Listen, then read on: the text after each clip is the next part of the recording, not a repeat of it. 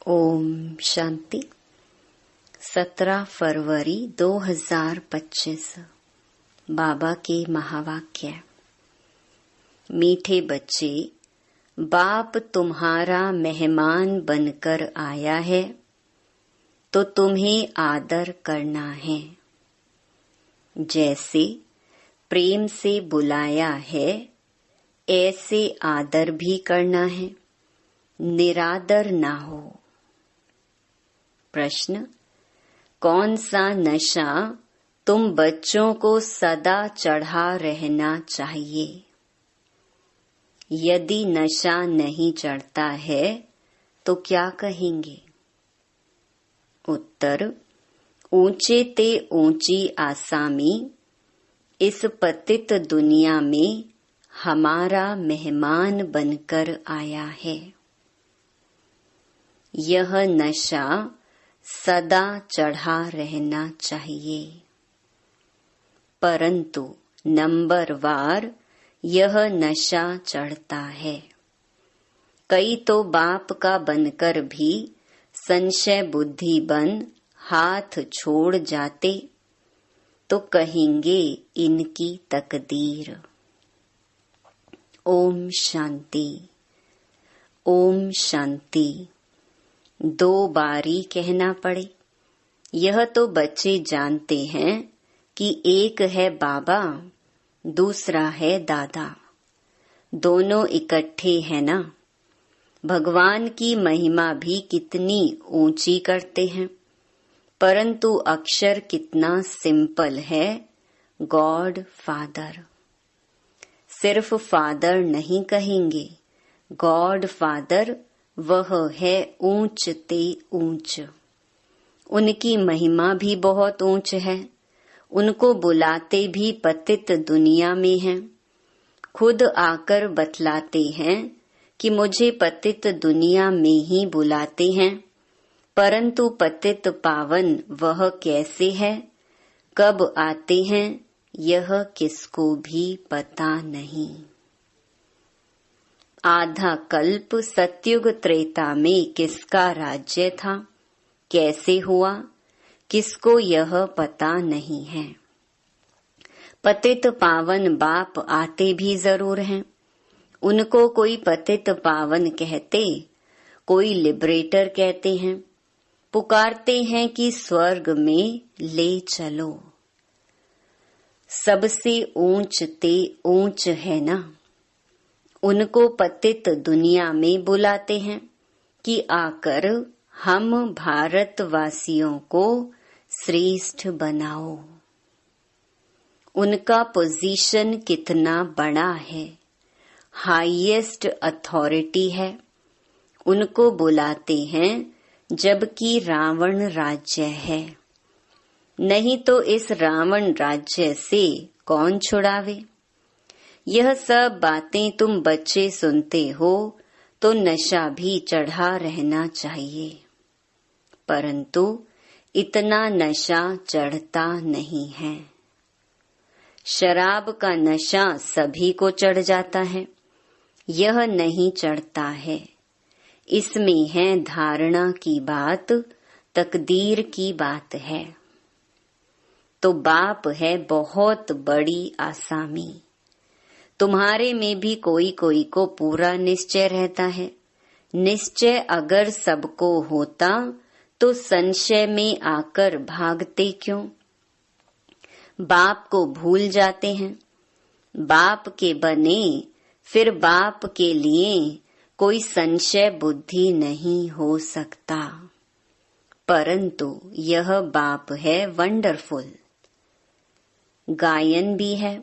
आश्चर्यवत बाबा को जानंती, बाबा कहंती, ज्ञान सुनंती, सुनावंती, अहो माया फिर भी संशय बुद्धि बनावंती। बाप समझाते हैं इन भक्ति मार्ग के शास्त्रों में कोई सार नहीं है। बाप कहते हैं मुझे कोई भी जानते नहीं। तुम बच्चों में भी मुश्किल कोई ठहर सकते हैं, तुम भी फील करते हो कि वह याद स्थायी ठहरती नहीं है। हम आत्मा बिंदी हैं, बाबा भी बिंदी है। वह हमारा बाप है, उनको अपना शरीर तो है नहीं। कहते हैं मैं इस तन का आधार लेता हूँ, मेरा नाम शिव है। मुझ आत्मा का नाम कभी बदलता नहीं है। तुम्हारे शरीर के नाम बदलते हैं, शरीर पर ही नाम पड़ते हैं। शादी होती है तो नाम बदल जाता है, फिर वह नाम पक्का कर लेते हैं। तो अब बाप कहते हैं तुम यह पक्का कर लो कि हम आत्मा हैं। यह बाप ने ही परिचय दिया है कि जब जब अत्याचार और ग्लानि होती है तब मैं आता हूँ। कोई अक्षरों को भी पकड़ना नहीं है। बाप खुद कहते हैं मुझे पत्थर भित्तर में ठोक कितनी ग्लानि करते हैं। यह भी नई बात नहीं। कल्प कल्प ऐसे पतित बन और ग्लानि करते हैं, तब ही मैं आता हूँ। कल्प कल्प का मेरा पार्ट है, इसमें अदली बदली हो नहीं सकती। ड्रामा में नोंद है ना। तुमको कई कहते हैं सिर्फ भारत में ही आता है, क्या भारत ही फिर स्वर्ग बनेगा? हाँ, यह तो अनादि अविनाशी पार्ट हो गया ना। बाप कितना ऊंचते ऊंच है। पतितों को पावन बनाने वाला बाप कहते हैं मुझे बुलाते ही इस पतित दुनिया में है। मैं तो सदा पावन हूँ, मुझे पावन दुनिया में बुलाना चाहिए ना, परंतु नहीं। पावन दुनिया में बुलाने की दरकार ही नहीं। पतित दुनिया में ही बुलाते हैं कि आकर पावन बनाओ। मैं कितना बड़ा मेहमान हूँ। आधा कल्प से मुझे याद करते आए हो। यहाँ कोई बड़े आदमी को बुलाएंगे, करके 1-2 वर्ष बुलाएंगे। फलाना इस वर्ष नहीं तो दूसरे वर्ष आएगा। इनको तो आधा कल्प से याद करते आए हो। इनके आने का पार्ट तो फिक्स हुआ पड़ा है। यह किसको भी पता नहीं है। बहुत ऊंच ते ऊंच बाप है। मनुष्य बाप को एक ओर तो प्रेम से बुलाते हैं, दूसरी ओर महिमा में दाग लगा देते हैं। वास्तव में यह बड़े ते बड़ा गेस्ट ऑफ ऑनर, बड़ी महिमा वाला मेहमान है, जिसकी ऑनर माना महिमा को दाग लगा दिया है। कह देते हैं वह पत्थर ठिक्कर सब में है। कितनी हाईएस्ट अथॉरिटी है। बुलाते भी बहुत प्रेम से हैं, परंतु हैं बिल्कुल बुद्धू। मैं ही आकर अपना परिचय देता हूँ कि मैं तुम्हारा फादर हूँ। मुझे गॉड फादर कहते हैं। जब सब रावण की कैद में हो जाते हैं तब ही बाप को आना होता है, क्योंकि सब हैं भक्तियां अथवा ब्राइड्स, सीताएं। बाप है ब्राइड ग्रूम राम। एक सीता की बात नहीं है। सब सीताओं को रावण की जेल से छुड़ाते हैं। ये है बेहद की बात। ये है पुरानी पतित दुनिया। इसका पुराना होना फिर नया होना एक्यूरेट है।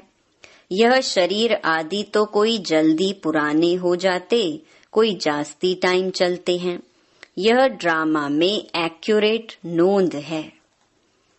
पूरे 5000 वर्ष बाद फिर मुझे आना पड़ता है। मैं ही आकर अपना परिचय देता हूँ और सृष्टि चक्र का राज समझाता हूँ। किसको भी न मेरी पहचान है, न ब्रह्मा विष्णु शंकर की, न लक्ष्मी नारायण की, न राम सीता की पहचान है। ऊंचते ऊंच एक्टर्स ड्रामा के अंदर तो यही है तो मनुष्य की बात। कोई 8-10 भुजा वाले मनुष्य नहीं है। विष्णु को 4 भुजा क्यों दिखाते हैं? रावण के 10 शीश क्या हैं, यह किसको भी पता नहीं है। बाप ही आकर सारे वर्ल्ड के आदि मध्य अंत का नॉलेज बताते हैं। कहते हैं मैं हूँ बड़े ते बड़ा गेस्ट, परंतु गुप्त। यह भी सिर्फ तुम ही जानते हो, परंतु जानते हुए भी फिर भूल जाते हो। उनका कितना रिगार्ड रखना चाहिए, उन्हें याद करना चाहिए। आत्मा भी निराकार, परमात्मा भी निराकार, इसमें फोटो की भी बात नहीं। तुमको तो आत्मा निश्चय कर बाप को याद करना है, देह अभिमान छोड़ना है। तुम्हें सदैव अविनाशी चीज को देखना चाहिए। तुम विनाशी देह को क्यों देखते हो? देही अभिमानी बनो, इसमें ही मेहनत है। जितना याद में रहेंगे उतना कर्मातीत अवस्था को पाए ऊंच पद पाएंगे। बाप बहुत ही सहज योग अर्थात याद सिखलाते हैं। योग तो अनेक प्रकार के हैं, याद अक्षर ही यथार्थ है। परमात्मा बाप को याद करने में ही मेहनत है। कोई विरला सच बताते हैं कि हम इतना समय याद में रहा। याद करते ही नहीं है तो सुनाने में लज्जा आती है। लिखते हैं सारे दिन में 1 घंटा याद में रहे तो लज्जा आनी चाहिए ना। ऐसा बाप जिसको दिन रात याद करना चाहिए और हम सिर्फ 1 घंटा याद करते हैं, इसमें बड़ी गुप्त मेहनत है। बाप को बुलाते हैं तो दूर से आने वाला गेस्ट हुआ ना। बाप कहते हैं मैं नई दुनिया का गेस्ट नहीं बनता हूँ, आता ही पुरानी दुनिया में हूँ। नई दुनिया की स्थापना आकर करता हूँ। यह पुरानी दुनिया है, यह भी कोई यथार्थ नहीं जानते हैं। नई दुनिया की आयु ही नहीं जानते। बाप कहते हैं यह नॉलेज मैं ही आकर देता हूँ। फिर ड्रामा अनुसार यह नॉलेज गुम हो जाती है। फिर कल्प बाद यह पार्ट रिपीट होगा। मुझे बुलाते हैं, वर्ष वर्ष शिव जयंती मनाते हैं। जो होकर जाते हैं तो उनकी वर्ष वर्ष बरसी मनाते हैं। शिव बाबा की भी 12 मास बाद जयंती मनाते हैं, परंतु कब से मनाते आए हैं यह किसको भी पता नहीं है। सिर्फ कह देते हैं कि लाखों वर्ष हुए। कलयुग की आयु ही लाखों वर्ष लिख दी है। बाप कहते हैं ये है 5000 वर्ष की बात। बरोबर इन देवताओं का भारत में राज्य था ना। तो बाप कहते हैं मैं भारत का बहुत बड़ा मेहमान हूँ। मुझे आधा कल्प से बहुत निमंत्रण देते आए हो। जब बहुत दुखी होते हैं तो कहते हैं हे पतित पावन आओ। मैं आया भी हूँ पतित दुनिया में। रथ तो हमको चाहिए ना। आत्मा है अकाल मूरत, उनका यह तख्त है। बाप भी अकाल मूरत है, इस तख्त पर आकर विराजमान होते हैं। ये बड़ी रमणीक बातें हैं और कोई सुने तो चक्रित हो जाए। अब बाप कहते हैं बच्चे मेरी मत पर चलो। समझो शिव बाबा मत देते हैं, शिव बाबा मुरली चलाते हैं। यह कहते हैं मैं भी उनकी मुरली सुनकर बजाऊंगा। सुनाने वाला तो वह है ना। यह नंबर 1 पूज्य सो फिर नंबर 1 पुजारी बना। अभी यह पुरुषार्थी है। बच्चों को हमेशा समझना चाहिए, हमको शिव बाबा की श्रीमत मिली है। अगर कोई उल्टी बात भी हुई तो वह सुलटी कर देंगे। यह अटूट निश्चय है तो रिस्पॉन्सिबल शिव बाबा है। यह ड्रामा में नोंद है। विघ्न तो पड़ने ही हैं, बहुत कड़े कड़े विघ्न पड़ते हैं। अपने बच्चों के भी विघ्न पड़ते हैं तो हमेशा समझो कि शिव बाबा समझाते हैं तो याद रहेगी। कई बच्चे समझते हैं यह ब्रह्मा बाबा मत देते हैं, परंतु नहीं, शिव बाबा ही रिस्पॉन्सिबल हैं। परंतु देह अभिमान है तो घड़ी घड़ी इनको ही देखते रहते हैं। शिव बाबा कितना बड़ा मेहमान है तो भी रेलवे आदि वाले थोड़े ही जानते हैं।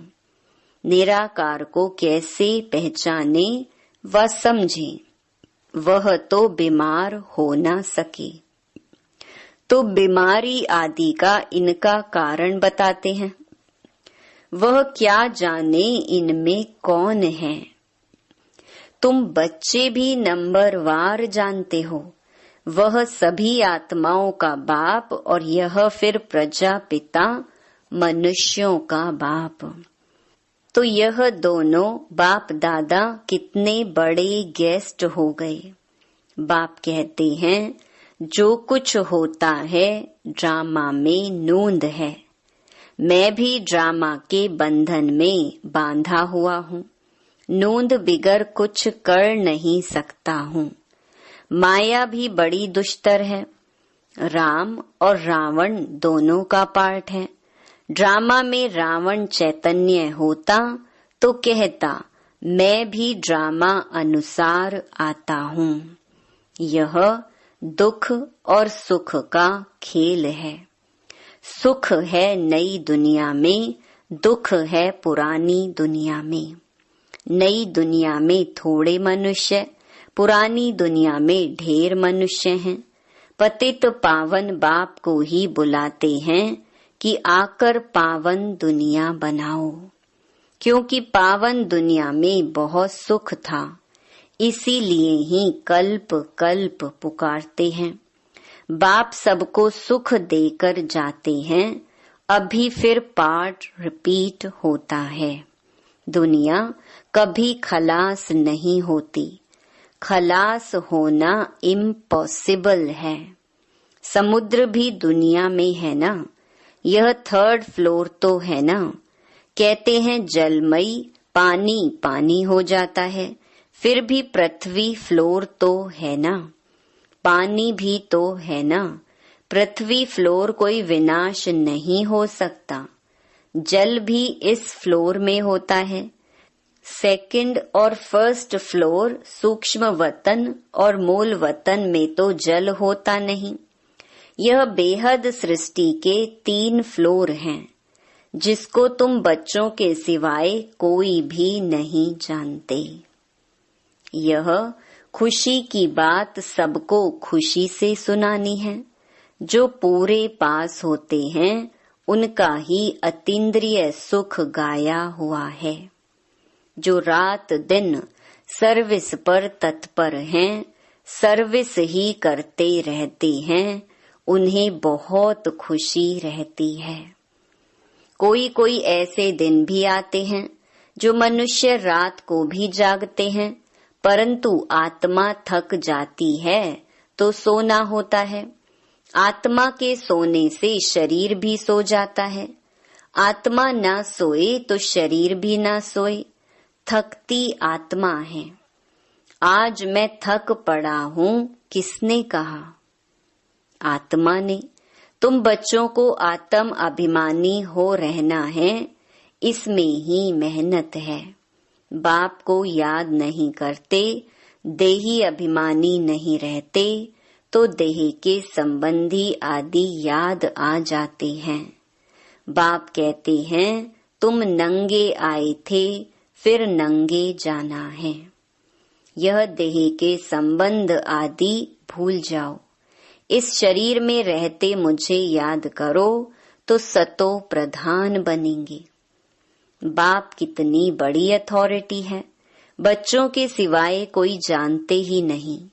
बाप कहते हैं, मैं हूँ गरीब निवाज, सभी साधारण हैं।